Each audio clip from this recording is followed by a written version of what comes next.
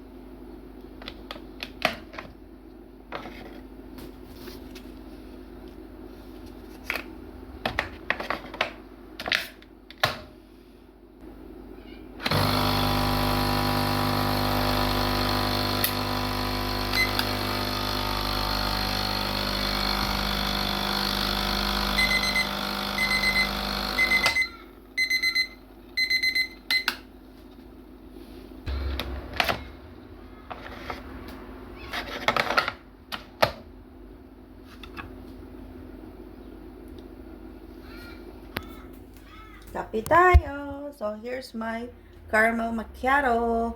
Kasi dalawa na lang yung aking tinatake na coffee. Pang 2 buwan ko na siya. So, kailangan ko na umorder ulit. And, yeah. Samahan nyo ako magkape at check ko yung mailbox dun sa labas. Kasi, baka dumating na yung aming hinihintay na certificate of relationship. Kasi nagpa-register kami ng relationship dito sa Australia. So, it's been a while. So, I need to check it outside. Well, not actually the certificate itself. Yung parang whatever. Parang letter na kailangan naming pick upin sa post office. Anyway, here's my caramel macchiato. Kape tayo. Ang sarap na to. Natin ito. Relax. Tingnan natin yung aking letterbox.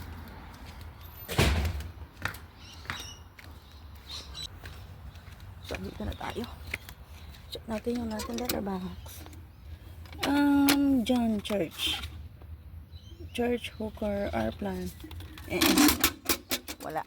Wala pa rin na ng pag-asa. Anyway, ako lang mag-isa dito sa bahay ngayon. Yan siya. Ako lang mag-isa dito. Tsaka matahimik yung mga kapitbahay. Kasi wala naman kami kapitbahay na kaedaran ko. O pinakabatang nakatira dito ako. Tsaka yung aking partner.